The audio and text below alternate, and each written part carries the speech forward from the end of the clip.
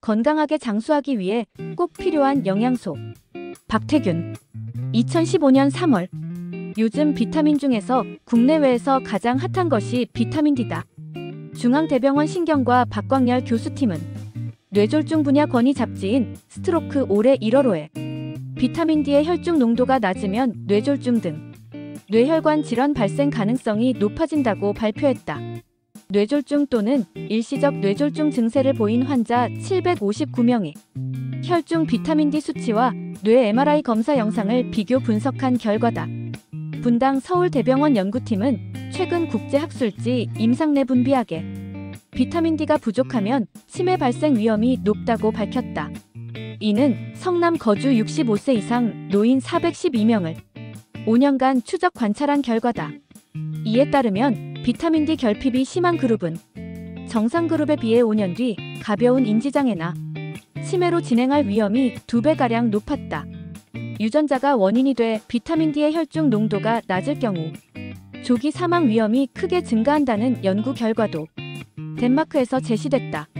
이는 덴마크 코펜하겐 대학병원 연구진이 코펜하겐 시민 9만 5천 명을 대상으로 연구한 결과로 2014년 11월호 영국 의학저널에 실렸다. 지난해 5월 미국 의학 전문지 뇌과학회지엔 비타민 D의 혈중 농도가 정상 범위에 미달하는 남성은 정상인 남성에 비해 10년 후 심근경색이 나타날 위험이 2.4배 높다는 미국 하버드대 연구진의 연구 결과가 게재됐다. 비타민 D가 만병의 근원으로 통하는 비만 억제에 효과적이란 연구 논문도 나왔다. 미국 미네소타대 연구진은 다이어트 전후의 혈중 비타민 D 농도와 몸의 지방 분포, 체중 등을 측정한 뒤 혈중 비타민 D 농도가 높을수록 체중과 복부지방 감량에 효과적이었다고 발표했다. 또 과체중인 연구 참여자 대부분이 비타민 D 부족 상태인 것으로 드러났다. 이처럼 건강하게 장수하려면 비타민 D를 충분히 섭취하거나 적절한 혈중 비타민 D 농도를 유지해야 한다는 것을 뒷받침하는 연구 결과들이 요즘 홍수를 이루고 있다. 지용성 비타민의 일종인 비타민 D는 여느 비타민들과는 달리 우리 몸 안에서 합성된다. 햇볕을 쬐는 사람의 피부에서 비타민 D가 만들어지는 것이다. 우리 몸이 필요로 하는 비타민 D의 90%가 햇볕 쬐기를 통해 공급된다. 별명이 선샤인 비타민인 것은 그래서다. 물론 식품을 통한 비타민 D의 섭취도 가능하다. 동물의 간, 정어리, 연어, 참치, 비타민 D 강화 우유나 시리얼 등에 들어있지만 양은 충분하지 않다. 비타민 D의 섭취가 부족하면 골다공증, 고련화증, 구루병 등 뼈와 관련된 질환과 골절 위험이 높아진다. 또 치아를 지탱하고 있는 아래 턱뼈가 부실해지고 치아도 쉽게 흔들린다. 비타민 D가 뼈 건강에 유익한 것은 뼈 건강을 좌우하는 미네랄인 칼슘이 소장에서 잘 흡수되도록 돕기 때문이다. 문제는 칼슘이 한국인에게 가장 부족하기 쉬운 영양소란 것이다. 비타민 D가 부족하면 적게 섭취한 칼슘마저 잘 흡수되지 않는다. 그러면 뼈에서 칼슘이 빠져나가므로 뼈가 약해진다. 65세 이상 노인이 비타민 D를 섭취하면 수명 단축 요인인 낙상의 위험이 19% 줄어든다는 스위스 의대 노화센터의 연구 결과도 주목할 만하다.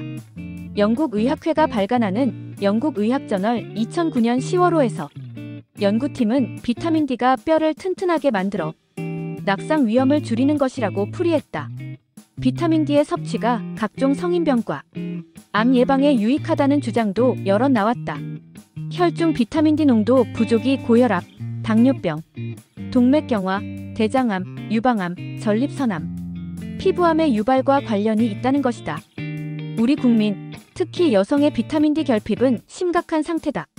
유럽, 남미, 아시아, 중동 지역 18개국 55세 이상 여성 골다공증 환자 1285명을 대상으로 혈중 비타민 D 농도를 비교한 결과 한국 여성이 최하위를 기록했다. 피부 상한다며 햇볕 쬐기를 꺼린 탓이다. 체내 비타민 D 결핍을 막으려면 인간 해바라기가 돼야 한다. 이는 햇볕의 효과는 일조량이 많은 9월에 잰 노인의 혈중 비타민 D 농도가 3월에 잰 수치보다 높았다는 국내 조사 결과를 통해서도 입증된다. 요즘 어린이 골절이 흔한 것이 햇볕 아래서 뛰어놀지 않은 탓이라고 풀이하는 학자도 있다. 실제로 햇볕을 충분히 쬐면 굳이 식품을 통해 비타민 D를 섭취할 필요가 없다. 피부과 의사들도 하루 15분은 햇볕을 쬐라고 권장한다. 골다공증 같은 뼈 질환을 다루는 내과 의사들은 65세 이상 노인과 비만인 사람은 자외선 차단 크림을 바르지 말고 하루 20분은 피부를 자외선에 노출시킬 것을 권장한다.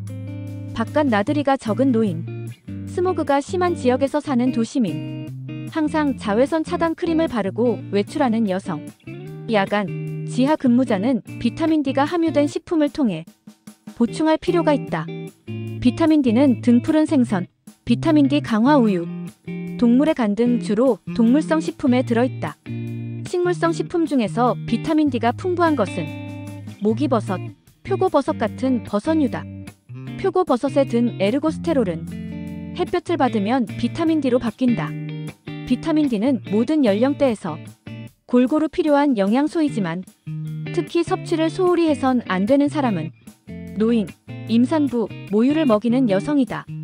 한국영양학회는 50세 이상인 사람, 임산부, 수유 여성의 비타민 D 하루 섭취 권장량을 10마이크로그램으로 설정했다. 이들의 뼈 건강을 위해서다. 5세 이하의 아이도 구루병 예방을 위해 비타민 D를 부족하지 않게 섭취해야 한다. 한편 비타민 D는 과잉 섭취하면 체내에 쌓이는 지용성 비타민이다. 장기간 과다 섭취하면 어린이의 경우 갈증, 눈의 통증, 가려움증 등 이상 증상이 생길 수 있다. 혈관 등에 칼슘이 비정상적으로 축적되기도 한다. 이상 건강하게 장수하기 위해 꼭 필요한 영양소에 대해 알아보았습니다. 이번 영상도 유익하셨다면 구독, 좋아요, 알림 설정 부탁드리겠습니다. 오늘도 오전에는 건강을, 오후에는 부를 얻는 하루 보내세요. 감사합니다.